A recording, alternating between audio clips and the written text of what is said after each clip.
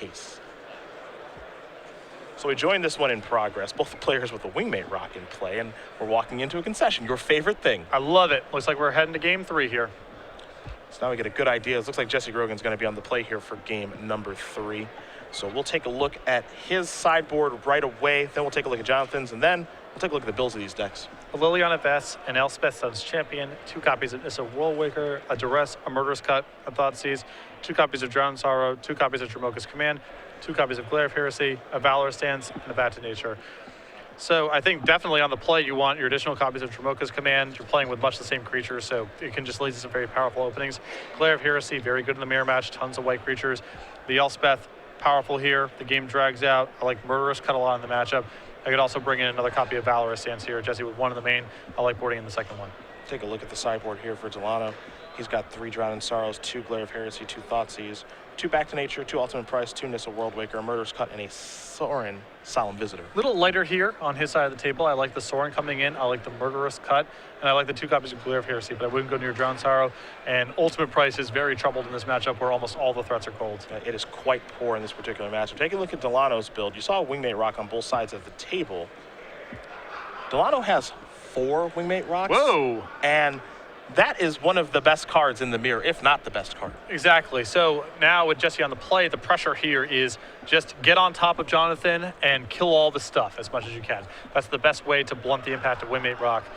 Jesse is playing with 2 copies of his own, but 2 against 4, that fight definitely favors Jonathan. So Jesse's game plan here, have a good curve, kill Jonathan's stuff, prevent raid from triggering, and just put Jonathan on the back foot as much as you can. Not many cards are going to surprise you here in Delano's deck list. You know, 4 Fleeceman Line, 4 Death Dealers, 4 Siege Rhinos, 4 Anafenzas. Not too much of a surprise. There's a Heir of the Wild hanging out, 2 Surek the Hunt Callers, and the spells, 3 Bile Blights, 3 Heroes Downfalls, 2 Dromoka's Commands, 2 Gather Courage. Haven't seen much of that outside of Aaron Barrich, of course, when we do get to watch him play, and then 2 copies of Abzan Charm. But those 4 Wingmate Rocks means that this is going to be really tough for Jesse. Thankfully for him, he's on the play. He's got to get this game over with. Exactly, and you saw, fittingly enough, we coming into a second game here where Jonathan was on the play, and Jesse conceding to Wingmate Rock among other cards. Once the game gets to that spot, Jonathan has a very big edge. Game number 3. About to be underway here. Again, whoever wins this match, see him in the top 8. Jesse got to get off to that fast start here, given Jonathan's build of this deck. Wingmate Rock is so hard for an opposing Abzan aggro deck to beat. Looks like Delano's going to take a mulligan. Jesse with a very threat-light hand. Only a Rakshasa Death Dealer, but 2 removal spells. He can cast the Death Dealer on the second turn as he has a Black Source of Mana and a Windswept Heath.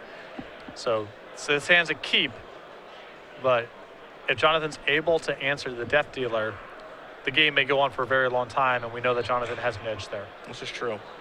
We'll talk very quickly about our IQs as Jonathan does shuffle. Something that really helped a lot of our players qualify for the Players' Championship. You get some sweet stuff, playmats, dice bags, pins, all that cool stuff. Yeah, you can scale this experience to whatever you're looking for. If you just want some more local organized play, some more big tournaments in your store to play in, these IQs provide that. If you're trying to qualify for the Invitational, well, they're called Invitational qualifiers for a reason. And if you're trying to get all the way to the Players' Championship, many players like Kevin Jones, Stephen Mann, Logan Mize, they use these IQs to good effect. All these kits come with exclusive playmats, dice bags, pins, and SCG premium vouchers. Some of these are given away to everyone who competes.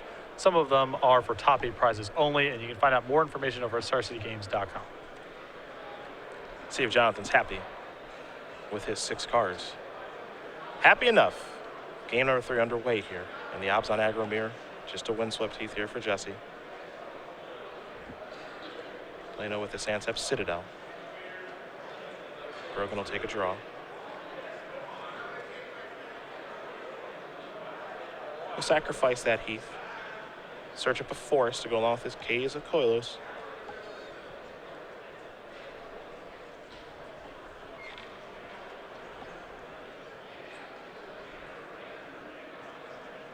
And this will be a Rakshasa Death Dealer.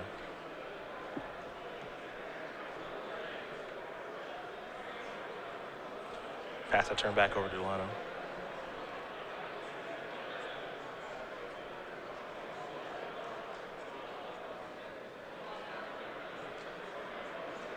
See what he wants to go with here. He's got himself a Death Dealer of his own. He'll have to pay a life to cast it too. Could have played Urborg that turn, elected not to, and might get paid off big time for that play, because I do not believe Jesse has a second black mana to go with the Hero's Downfall in his hand. Jonathan willing to play and take a point of damage. Play a Land of War Waste and take a point of damage to prevent Jesse from potentially being able to play a double black spell. Jonathan doesn't even know if they're, he could easily have a black source of mana and be able to cast the spells, but that gamble there paid off big time because Jesse just can't cast the stuff in his hand right now. Yeah.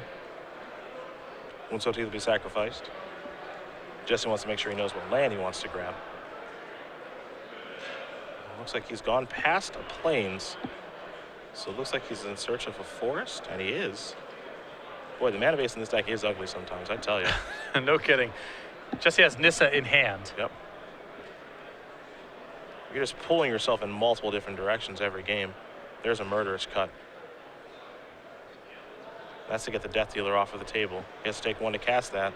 We'll see if it comes back to hurt him that he didn't search for a plains there. Though he does have a plains in hand. So. Yeah, he's got white mana in hand. He's got Nissa. He has to go get a forest here. It's just more of an indictment on the mana of this deck in a general sense than any critique of Jesse's play. Temple of Silence and a passing of the turn. Delano does keep the top card on top and offensive the draw here for Grogan. He'll attack with his Death Dealer. No pumps, just 2 points of damage will come across. It's a plains, it's a point of damage, and I think it'll be an Anafenza, and it is. And this is exactly what Jesse needs to do, just get on top of Jonathan. Yep, and Jonathan there really needed Valorous Stance. That's the best way to break serve in that spot, and now Jonathan very far behind. Temple, which means no Siege Rhino. Top card to the bottom. Pass that turn back. Grogan will draw. Tassiger. Attackers, yes, trigger. Jonathan Delano, you need something, my friend. Well, saving grace here is I don't think Jesse has much of a follow-up. There's Obzon Charm. 4 damage will come across. His hand is spells that are too expensive or double black spells. So his hand's locked up right now. And offensive the draw here for Delano. He'll play his Anafenza. Doesn't have to take any damage to cast that. There's Temple. Top card. Stays on top. Pass it back. Take a draw. Siege Rhino. Not bad. Attacker. Is there a blocker? Feel like Jonathan's... This is a risky gambit. I mean, this is a big hit to take.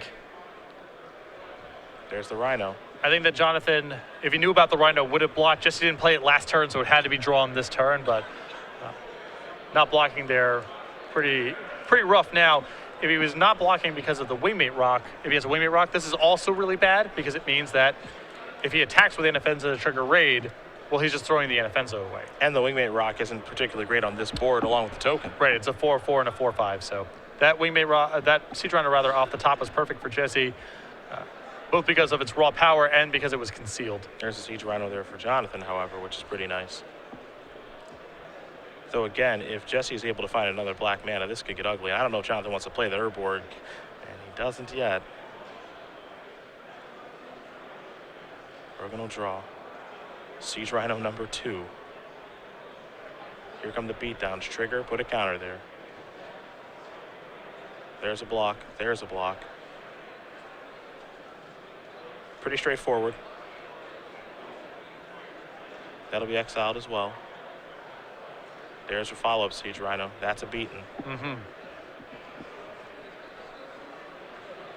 And Jesse doing whatever he can. I mean, he can't cast a lot of spells in his hand, but he's doing his best to make sure that Wingmate Rock is not a disaster if it shows up. Yep.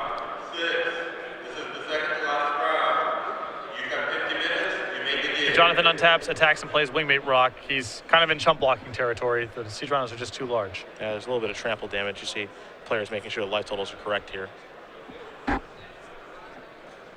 Anafenza jumped in front of that Siege Rhino. Anafenza has 4 toughness. Rhino has 5 power now thanks to the Anafenza. So making sure everything's sorted out okay as Lena will draw a card. Pass that turn back. We'll see if he has a removal spell. Grogan will draw. It's a Windswept Teeth, which isn't terrible. It's not another black source of mana, but it does allow for some attacks, and there's an extension of the hand. Jesse Grogan going to win this match over Jonathan Delano. 2-1. Abzan Aggro will take care of Abzan Aggro, which means Jesse Grogan will be playing in our top 8.